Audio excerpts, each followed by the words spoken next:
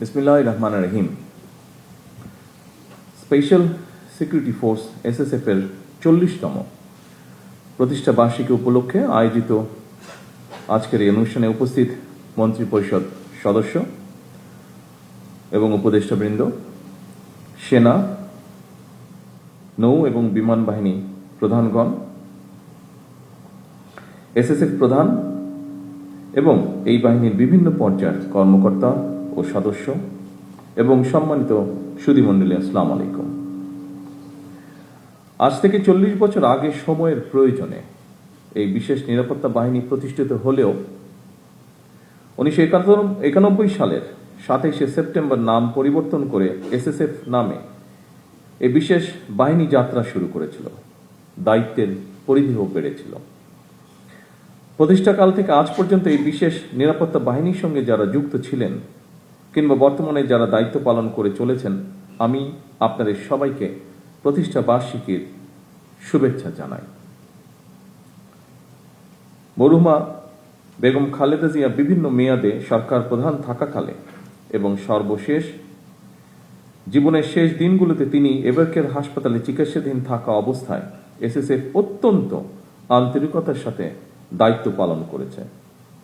বেগম খালেদা জিয়ার মৃত্যুর পর শুধু বাংলাদেশ নয়, বিশ্বের ইতিহাসে অন্যতম বৃহত্তম নামাজে জানাজা আয়োজনের ক্ষেত্রেও প্রধান সমন্বয়ক হিসেবে এসএসএফ অত্যন্ত গুরুত্বপূর্ণ ভূমিকা পালন করেছে। আমি এসএসএফকে আমার এবং আমার পরিবারের পক্ষ থেকে তার জন্য আবারও আন্তরিকভাবে ধন্যবাদ জানাই। উপস্থিত সুধীবৃন্দ, সরকার প্রধান হিসাবে বর্তমানে প্রতিদিন প্রতি সময়ে আমি এসএসএফ এর কার্যক্রম সরাসরি প্রত্যক্ষ করছি। তবে এসএসএফ এর কার্যক্রমের সঙ্গে আমার পরিচয় নতুন নয়। মরহুমা প্রধানমন্ত্রী বেগম খালেদা জিয়া যখন সরকার প্রধান হিসাবে দায়িত্ব পালন করেছেন তখন থেকেই, অর্থাৎ আমার তরুণ বেলা থেকেই আমি এসএসএফ এর কার্যক্রমের সঙ্গে পরিচিত। এসএসএফ যখন প্রতিষ্ঠিত হয়েছিল সেই সময়ের সঙ্গে বর্তমান সময়ের অনেক পার্থক্য। বর্তমানে আর্থসামাজিক রাজনৈতিক অবস্থা ব্যবস্থা, ভূ রাজনৈতিক পরিস্থিতি এবং তথ্য প্রযুক্তির অবাধ বিকাশের ফলে বহুমাত্রিক নিরাপত্তা চ্যালেঞ্জ তৈরি হয়েছে। এইসব চ্যালেঞ্জ মোকাবেলায় আধুনিক ও যুগ উপযোগী প্রশিক্ষণের মাধ্যমে নিজেদেরকে সার্বক্ষণিক প্রস্তুত রাখা অত্যন্ত জরুরি। একটি বিশেষায়িত বাহিনী হিসাবে সাহস, দক্ষতা, কৌশল এবং সর্বাধুনিক প্রযুক্তিতে এসএসএফ এর পিছিয়ে থাকার কোনোই সুযোগ নেই। উপস্থিত এসএসএফ সদস্যবৃন্দ, গত 12ই ফেব্রুয়ারি নির্বাচনে রাষ্ট্র পরিচালনার জন্য বিএনপি জনগণের ম্যান্ডেট পাওয়ার পর 17 ফেব্রুয়ারি থেকে বর্তমান সরকার রাষ্ট্র পরিচালনার দায়িত্ব পালন করছে। রাষ্ট্রীয় নিয়ম অনুযায়ী সরকার প্রধান হিসাবে এসএসএফ সার্বিক নিরাপত্তা ব্যবস্থা গ্রহণ করেছে। আপনারা জানেন, জনগণের দুর্ভোগ লাঘব করে সড়কে যানবাহনের চলাচল স্বাভাবিক রাখতে আমি আমার গাড়িবহরের আকার সীমিত করেছি। এসএসএফ এর মতো বিশেষায়িত বাহিনীর জন্য আধুনিক নিরাপত্তা কৌশল এবং প্রযুক্তিগত দক্ষতা অর্জনের পাশাপাশি প্রতিটি সদস্যের সাহস, সততা, বিশ্বস্ততা, সর্বোচ্চ পেশাদারিত্ব, নিয়মানুবর্তিতা এবং সর্বোপরি চেইন অফ কমান্ড, এই বিষয়গুলো কঠোরভাবে মেনে চলা অপরিহার্য। উপস্থিত সুধীবৃন্দ,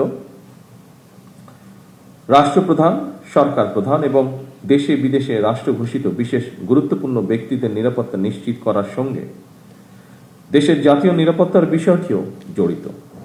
সুতরাং নিরাপত্তা ব্যবস্থা সুদৃঢ় করতে দেশের অন্য সকল নিরাপত্তা আইন শৃঙ্খলা বাহিনী, গোয়েন্দা সংস্থা এবং বিভিন্ন মন্ত্রণালয় সমন্বয়ের মাধ্যমে এসএসএফকে নিরাপত্তা কৌশল নিশ্চিত করতে হয়। আমি মনে করি সমন্বয় যত বেশি দক্ষতার সঙ্গে করা যায়, নিরাপত্তা ব্যবস্থাও তত বেশি সুচারুরূপে সম্পন্ন করা সম্ভব হয়। দেশের সেনা, নৌ, বিমান, পুলিশ এবং আনসার বাহিনীর মধ্য থেকে দক্ষ কর্মকর্তাদের বাছাই করে এসএসএফ গঠন করা হয়। এরপর আপনাদেরকে গুরুত্বপূর্ণ ব্যক্তিদের নিরাপত্তার জন্য আপনাদেরকে দেশে দেশে বিদেশে দেশে এবং বিদেশে উন্নত মানের প্রশিক্ষণ গ্রহণ করতে হয়।